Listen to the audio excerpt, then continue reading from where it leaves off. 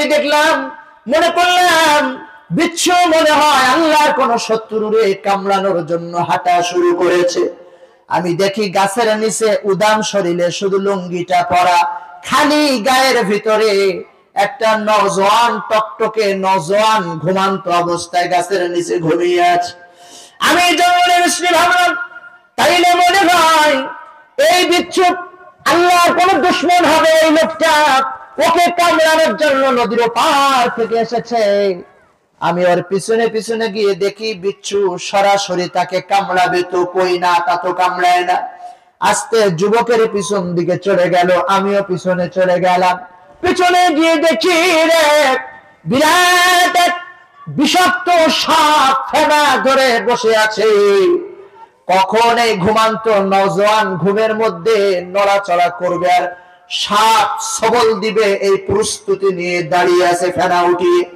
কুদরতওয়ালা মালিকের পাঠানো বিশ্বটা পিছন দিক থেকে এসে সাপের মাথায় উঠে সাপের ফেনার উপরে টাস টাস করে করে কয়েকটা কামড় বসায় দিয়ে দিল। আর অমনি করে সাপ জমিনের মধ্যে পড়ে পেছড়াইতে পেছড়াইতে সাপ প্যারালাইসিসের রোগী হয়ে গেল। কারণ হায়াতুল হায়াওয়ানাত নামক কিতাবের ভিতরে আল্লামা দামেরি রহমাতুল্লাহি আলাইহি তিনি লেখেন, বিশ্বর বিষ এমন বিষ, সেটা যদি কোনো সাপকে কামড়ায়, কোনো বিশ্ব পাহাড়ি এই বিশ্ব যদি সাপকে কামড়ায়, সঙ্গে সঙ্গে সাপ প্যারালাইসিসের রোগী হয়ে মারা যায়। জন্নুনে মিশ্রি বলেন, আমি দেখলাম বিশ্বটা একটা দুইটা না উপর্যুপরি কয়েকটা কামড় দেওয়ার সাথে সাথে সাপটা দুনিয়ার থেকে বিদায় নিল। সাপটারে মেরে বিশ্ব আবার নিজের গন্তব্যের দিকে হাঁটা শুরু করে দিয়েছে। আমিও পিছনে পিছনে গেলাম। আরে ভাই, আমার মালিক কত দয়ালু। পিছনে পিছনে গিয়ে দেখি এখনো পর্যন্ত বিশ্বরে নিয়ে আসা নৌকা নামক কচ্ছপটা এখনো নদীর পাড়ে দাঁড়িয়ে আছে বিশ্বরে আবার পার করানোর জন্য। জন্নুনে মিশ্রি বলেন, আমি তখন বললাম, বিচ্ছু তুমি যাও, আর তোমার সাথে যাব না। এবার আমি একটু যাই দেখি গাছ তলায় ঘুমানো নওজোয়ান আমার মালিকের কত বেশি কাছের সন্তান, কত বেশি কাছের যুবক। এটা দেখার জন্য জন্নুনে মিশ্রি আবার তার কাছে চলে গেলেন, ঘুম থেকে জাগাইলেন। আরে নওজোয়ান, নাম কি তোমার, বাড়ি বা কোথায়, এখানে ঘুমিয়ে আছো? কয় যে আমি একজন রাখাল, বকরি চড়াই, প্রচন্ড গরমে বিশ্রাম নেওয়ার জন্য শুয়েছিলাম, কখন ঘুমায় গিয়েছি। জন্নুনে মিশ্রি বলেন, নওজোয়ান পাশের মধ্যে তাকায়া দেখো। যুবক তাকায়া দেখে বিরাট এক বিষাক্ত সাপ মরে পড়ে আছে। নওজোয়ান ডাক দিয়ে বলে, হুজুর এটা কে মারলো, এখানেই কেমন করে আসলো? জন্নুনে মিশ্রি বলেন, আরে নওজোয়ান, তুমি তো ঘুমানো, তুমি জানো না তোমার মালিক আমার মালিক বানানেওয়ালা আল্লাহ। তোমাকে আমাকে যিনি সর্বক্ষণিক তদারকি করেন তিনি কে? আরে ভাই চিৎকার মিলে বলেন, তিনি কে? আমি আপনি তো নিশ্চিন্তে ঘুমাই, নাকের এই ছিদ্রগুলো খোলা রেখেই ঘুমান, নাকি কেউ দরজা দিয়ে ঘুমান? খোলা এই দরজার ভিতর দিয়ে ইচ্ছা করলে একটা মশা ঢুকে যেতে নমরুদের মতো পারে না, পারে না? এটা আল্লাহ দ্রোহী, আল্লাহর বিপক্ষে স্লোগান দাও, রবের বিপক্ষে স্লোগান দাও। তোদের কানে আঙ্গুল দিয়ে কথাটা বলি, শোন, যদি ঘুমান্ত অবস্থায় নমরুদের মতো নাকের ভিতর দিয়ে মশা ঢুকে যাইতো, গালের ভিতর দিয়ে একটা বিষাক্ত প্রাণী ঢুকে যাইতো, পারতো না, পারতো না? কথা বলেন, কে আমাদেরকে বাঁচায়? আরো জোরে বলেন, কে বাঁচায়? এজন্যই তো রবের শুকরিয়া ঘুমাইতে যাওয়ার শুরুতে ঘুম থেকে উঠে আদায় করার দরকার আছে না নাই? ভাইরা আমার, জন্নুনে মিশ্রি বলেন, নওজোয়ান আল্লাহ তাআলা মালিক তোমারে বাঁচা দিয়েছেন। নওজোয়ানের বিশ্বাস হয় না, বলে হুজুর মানুষ বলতে এখানে আপনি আছেন আর কেউ নাই, কে আমারে বাঁচাইলো? আপনি আমারে বাঁচিয়েছেন, আরেকজনের নাম কেন বলেন?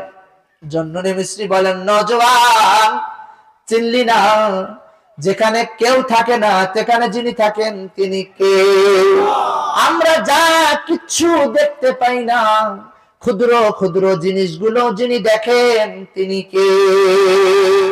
শুধু আমি ক্ষুদ্রতাই বুঝিতে পারি না, ও গো মহিয়ান,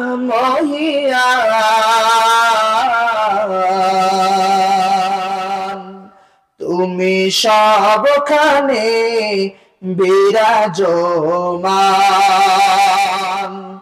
আমি ক্ষুদ্রতাই বুঝিতে পারি না,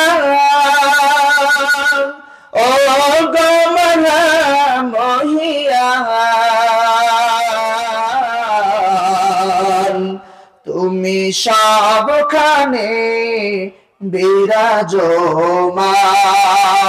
কথা ঠিক কিনা?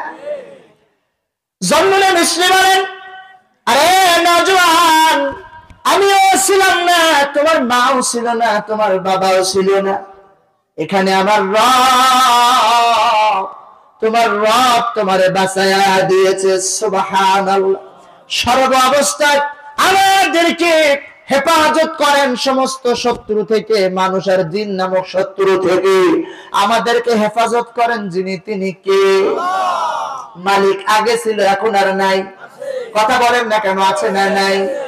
আরে ভাই, ক্ষমতা যাদের আছে তাদের কাছেও মালিক আছে। আবার মনে করবেন এই ক্ষমতা যিনি দিয়েছেন তিনি ছিনিয়েও নিতে পারেন। কথা পায় না? এই কথা বলেন না কেন? পারে না? পারে না? এই জানেন না যে শক্তি সামর্থ্য যে মালিক দিয়েছেন ও মালিক আবার ছিনিয়েও নিতে পারে? পারে। ও মুসলমান ভাইদারে আমার, জন্ননী মিস্ত্রি বলেন, নওজোয়ান তাইলে তুমি বলো, তুমি তোমার বাবা কত বড় আল্লাহওয়ালা বুজুর্গ, কিংবা তুমি কত বড় আল্লাহওয়ালা? নওজোয়ান ডাক দিয়ে বলে, হুজুর আল্লাহওয়ালা তো অনেক পরের কথা, আমি তো মুসলমানই না। কি কয়? আমি তো মুসলমান ধর্মেরই না। আপনি যা বলতেছেন ও তো আমার মাথার উপর দিয়ে যাচ্ছে। হুজুর, তবে আপনি জন্ননী মিস্ত্রি, আমি আপনার না দেখলেও আপনার নাম শুনেছি, আপনি মিথ্যা কথা বলা লোক না। আপনি যেহেতু বলতেছেন তাইলে বিশ্বাস করছি, এটা আপনি মারেন নাই, আল্লাহ তাআলা মেরেছে। নওজোয়ান বলে, হুজুর আল্লাহ তাআলা আমার মতো একজন আল্লাহ দ্রোহীকে কেন বাঁচায় দিল? হুজুর বলে, আমিও তো তাই ভাবতেছি, তোমার মতো আল্লাহ দ্রোহীরেও আল্লাহ কেন রে ওপার থেকে বিশ্ব হায়ার করে তোমারে বাঁচায় দিল, বুঝলাম না। ওই যুবক এবার নিজে মুখ খুলে কথা বলে, হুজুর বুঝেছি, আর বুঝতে বাকি নাই। আমার যত বন্ধুরা আছে অধিকাংশ মুসলমান ঘরের সন্তান। গত রাত্রে বেলা আমাদের একটা পিকনিক আমরা করেছিলাম একসাথে। আমার এই মুসলমান ঘরের নওজোয়ান বন্ধুরা এক গ্লাস পানি পান যখন করত, কিংবা একটা খানার লোকমা উঠাইতো, তখন তারা বারবার এটা বলতেছিল, বিসমিল্লাহির রহমানির রহিম।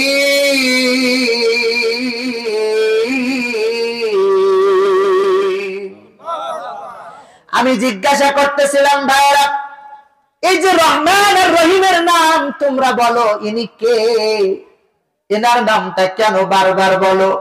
তারা আমাকে বিভিন্ন ভাবে গত রাত্রেবেলা বুঝাইতে চেয়েছে, আমি বুঝি নাই, বরঞ্চ তাদের সাথে এক পর্যায়ে গ্যাঞ্জাম করে আমি চলে এসেছি, পৃথক হয়ে গিয়েছি।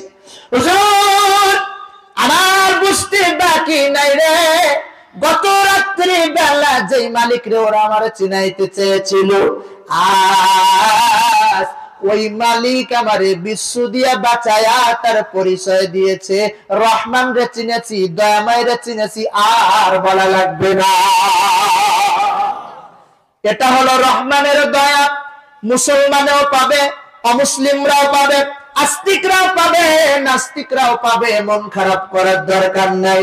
আল্লাহ বলেন, বান্দা আল্লামাল কোরআন,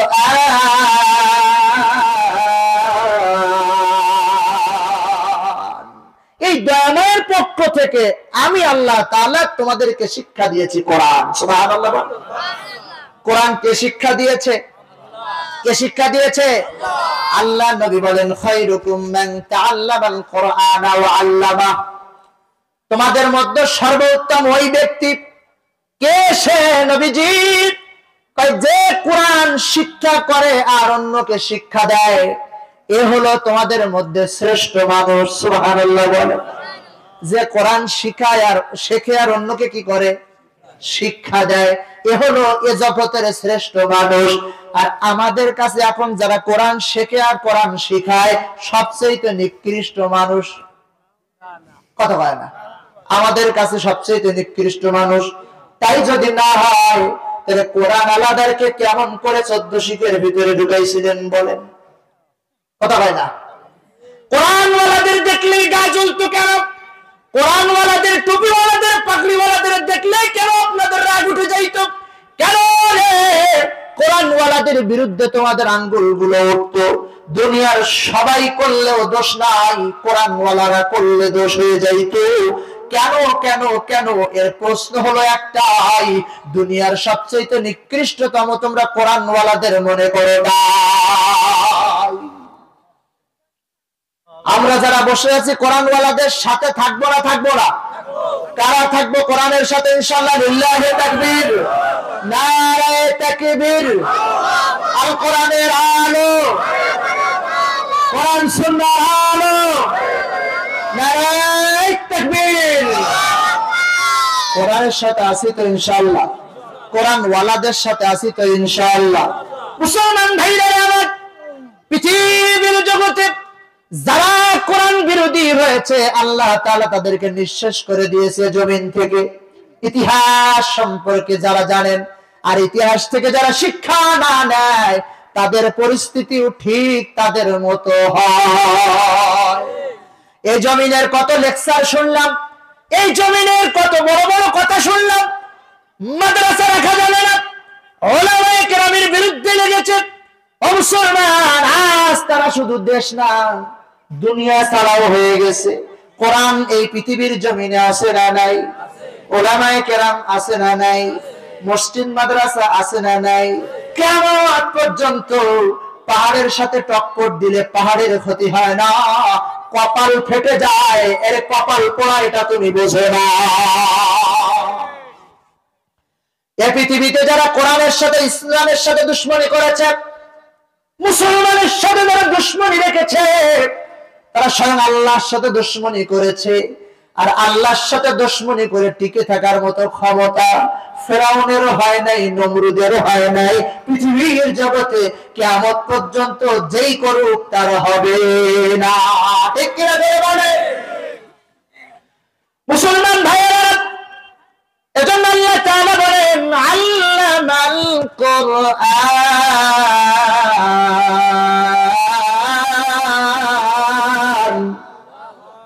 আমি আল্লাহ শিক্ষা দিয়েছি কোরআন। তাহলে বোঝা গেল পৃথিবীর মানুষ। তৃতীয় নাম্বার আয়াতে আল্লাহ বলেন খালাকাল ইনসান, সৃষ্টি করেছি আমি মানুষ। কথাটা একটু মিলাবেন। এক নাম্বার কথা আল্লাহ বলেন আমি রহমান। দ্বিতীয় নাম্বার কথা আল্লাহ বলেন আমি শিক্ষা দিয়েছি কোরআন। তৃতীয় নাম্বার কথা আল্লাহ বলেন আমি সৃষ্টি করেছি মানুষ। সুবহানাল্লাহ বলেন। তাহলে আল্লাহ তাআলা মানুষের আগে কোরআনের কথা নাজিল করলেন। মানুষ মানুষ হওয়ার জন্য যে জিনিসের দরকার সেই জিনিসের নাম হলো কোরআন। পৃথিবীর জগতে পৃথিবীকে শান্ত রাখার জন্য, মানুষকে মানুষের মতো মানুষ বানানোর জন্য আর কোন লাইনে আর কোন জায়গায় গেলে পাওয়া যাবে না। একমাত্র কেবলমাত্র সত্যিকার মানুষ বানাতে পারে, সুন্দর দেশ তৈরি করতে পারে যেই জায়গা, যেই কিতাব, যেই গাইড, তার নাম হলো কোরআন। একটা জিনিস বড় আফসোস লাগে, আমাদের দেশে সংবিধান আছে। কি আছে ভাই? কথা বুঝতেছেন তো ইনশাআল্লাহ? কষ্ট হচ্ছে না তো? কি আছে? সংবিধান আছে না? আমরা যেটাকে পবিত্র সংবিধান বলি, আসলে পবিত্র সংবিধানের নাম হলো আল কোরআন। সুবহানাল্লাহ বলেন। পবিত্র সংবিধান যেটা, সেটার নাম কি? আল কোরআন। আমরা যেটাকে বলি এটা দলে দলে মতে মতে পরিবর্তন হয়, কথা ঠিক? যখন যে টিম আসে তখন সে টিম তার মতো পরিবর্তন করে, যেটা তার মনে চায় সেটাকে রাখে, যেটা মনে চায় না সেটা ছুড়ে ফেলে দেয়। এটা হলো আমাদের দেশের পবিত্র সংবিধান। আমি আপনাকে বলি, সংবিধান তো ওই জিনিসের নাম যেটা হলো যালিকাল কিতাবু লা রাইবা ফীহি হুদাল লিল মুত্তাকিন।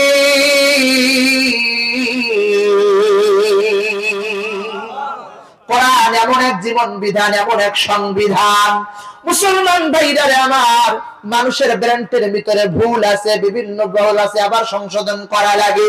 আমার আল্লাহ তাআলা যেটা নাযিল করেছেন, পাঠিয়ে দিয়েছেন এই কিতাব নামক কোরআন নামক সংবিধান, আশ্চর্য লাগে ওই সমস্ত মানুষদের জন্য যারা নিজেদের ব্রেন দিয়ে দেশটারে সংশোধন করতে চায়, নিজেদের ব্রেন দিয়ে পৃথিবী শান্ত করতে চায়। শুনে রাখো, ছোট্ট প্রোগ্রাম থেকে তোমাদেরকে জানাই, এই আল্লাহর বান্দারা পৃথিবীর মানুষদেরকে এতটা জানাইয়া দেন, কোরআন এমন এক জীবন বিধান যার ছায়া তলে গেলে পুরা রাষ্ট্র কেমন ভাবে চালাতে হয়, সমাজ কেমন ভাবে চালাতে হয়, পারিবারিক জীবন কেমন ভাবে চালাতে হয়, ব্যক্তি জীবন কেমন ভাবে ভিট করতে হয়, আল্লাহর কোরআনে পুরা সিস্টেম আছে না নাই? কথা বলে। আফসোসের বিষয় হলো, সব মালিকের কোরআন বলে দেওয়ার পর নিজেদের ব্রেন খাটাই আমরা সমাধানের জন্য, শান্তির জন্য।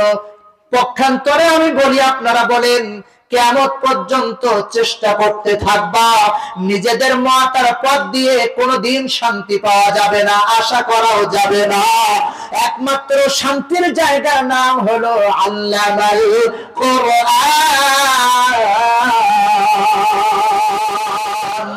সমাধান চাও যদি জীবনে মরণে, ফিরে যাও খুঁজে নাও, চোখ রাখো কোরআনে।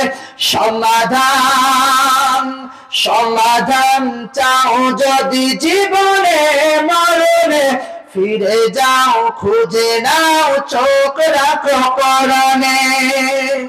এত চির অম্লান চির মুক্তির ডাক, এ যে মহাবাণী খোদারি কালামে পাক। কথা ঠিক কিনা? এত চির অম্লান চির মুক্তির ডাক, এ যে মহাবাণী খোদারি কালামে পাক। এই দুনিয়ায় আর সেই দুনিয়া, এই দুনিয়ায় আর সেই দুনিয়া, মুক্তি পাবে তুমি দোজাহানে। সমাধান সমাধান চাও যদি জীবনে মরণে, ফিরে যাও খুঁজে নাও, চোখ রাখো। কোথায় কোথায় বলেন? মনে থাকবে ইনশাআল্লাহ। কোন মতে কোন পথে কোথাও শান্তির আশা করা যায় না, সমাধান পাওয়া যায় না।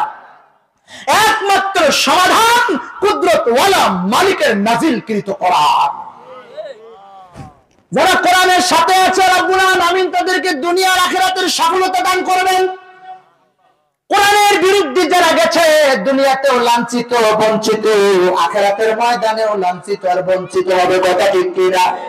এজন্য আজ শিক্ষা নিয়ে যায়, জীবনের শেষ সময় পর্যন্ত, শেষ নিঃশ্বাস দেখার আগ পর্যন্ত কোরআনের বিপক্ষে যাব না, যাব না, যাব না ইনশাআল্লাহ। উলামায়ে কেরামের বিপক্ষে যাব না, মাদ্রাসা মসজিদের বিপক্ষে যাব না, কারণ এগুলো হলো পাহাড়, এর সাথে টক্কর লাগিয়ে দুনিয়ায় চলা যায় না। কয়েকদিনের জন্য আল্লাহ ছাড় দেয়, কিন্তু ছেড়ে দেয়। কথা কয় না? ছেড়ে দেয় না, মালিক ছেড়ে দেয় না। এই ছেড়ে ছাড় দেয়। দেখি ঘুড্ডি কত দূর উড়ে উড়ে উড়ে উড়ে সন্ধ্যা যখন হবে রে, এই ঘুড্ডি তোরে কিন্তু টান দিয়ে আবার নিচে নামাবো। আল্লাহ কথাই বলেন, ইন্না বাতশা রাব্বিকা লাশাদীদ।